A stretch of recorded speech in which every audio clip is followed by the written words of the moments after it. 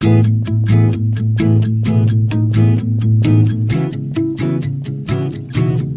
saya Heldi Gunda Sulasti. Kebetulan di sini rumah kami adalah salah satu rumah yang akan dipakai oleh para tamu KTT ASEAN.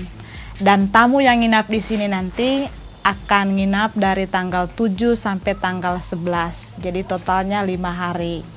Dan sementara waktu selama tamu pakai rumah di sini, kita nanti sementara nginap di rumah keluarga yang tidak jauh dari sini. Tidak terbesit di pikiran Heldi dan keluarganya untuk menyewakan rumahnya tersebut kepada orang lain. Namun perhelatan KTT ASEAN ke-42 yang digelar di Labuan Bajo, Nusa Tenggara Timur 9 hingga 10 Mei 2023 membuatnya memilih untuk mencari penghasilan tambahan dengan menyewakan rumahnya. Kebetulan saya ada sopir. Nah, sopir ini yang bertemu langsung dengan para tamu. Dan para tamu ini meminta bantuan di sopir ini untuk carikan rumah. Jadi kita cari rumah selama 2 hari, cari rumah yang sekiranya bisa menampung 8 orang dan dengan spesifikasi 3 kamar dan harus semua ber-AC. Nah, kami cari ini susah untuk kita temukan. Yang pada akhirnya kita berembuk bersama dengan suami dan anak-anak, akhirnya kita putuskan, sudah kita relakan rumah ini dikasih kontrak ke tamu selama 5 hari.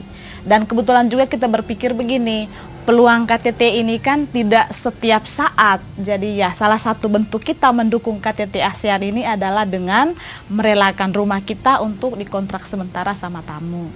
Jadi ya berharap saja tamu nanti bisa nyaman nginap di sini. Itu harapan kita sebagai tuan rumah.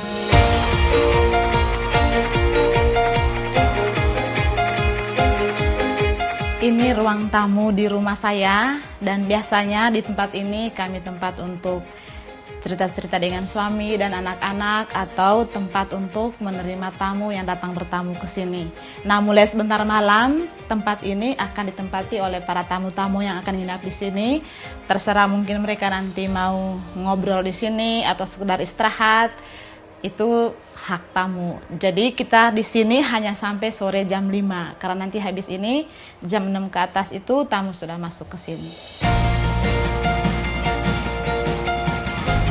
Meskipun memang bukan peruntukan sebagai guest house, Heldi dan keluarga tetap memikirkan kenyamanan para tamu. Mereka pun rela mengocek kantong untuk merenovasi rumahnya. Jadi kebetulan kita di sini ada 4 kamar totalnya di dalam rumah ini. Dari 4 kamar ini hanya ada 1 yang punya AC, yaitu di kamar tidur keluarga. Nah, sedangkan para tamu ini maunya 3 kamar harus memiliki AC. Jadi ya sebagai bentuk kita menghargai tamu, penerimaan yang bagus terhadap tamu, ya kita adakan AC baru, kita beli AC baru, lalu juga di samping kita beli AC baru, kita adakan juga tempat tidur, bed cover, jadi semua baru. Habis itu ada renovasi kamar, cat-cat kamar, karena kan selama ini kita pakai oleh anak-anak, ada coretan-coretan di dinding, jadi kita labur ulang, cat ulang, supaya begitu tamu masuk nanti ya nuansanya sudah berbeda, begitu. Jadi kita terus demikian rupa supaya ya setidaknya tamu bisa nyaman lah nginap di rumah kita. Total biaya renovasi seluruhnya itu dari AC, dari kita ngecat kamar, beli bed baru, itu totalnya kurang lebih 15 juta. Ya kebetulan disewakan rumah ini selama 5 malam itu 25 juta. Saya pikir bahwa bukan soal uangnya, jadi kami juga senang ketika nanti KTT ASEAN ini sudah selesai, minimal kita ada barang hasil beli dari uang KTT ASEAN itu. Jadi kalaupun misalnya nanti KTT ASEAN-nya sudah berlalu, ya kami masih lihat AC-nya. Jadi oh ini AC KTT ASEAN begitu. Heldi pun mengaku tak khawatir terjadi kerusakan saat rumahnya disewa oleh para tamu yang akan mengikuti gelaran KTT ASEAN nanti.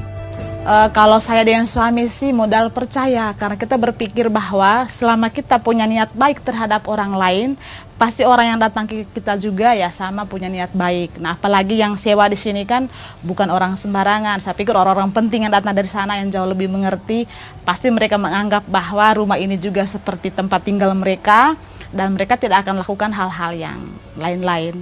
Jadi seperti dikatakan oleh para tamu itu bahwa mereka nanti datang ke sini hanya untuk nginap sama untuk mandi saja, begitu.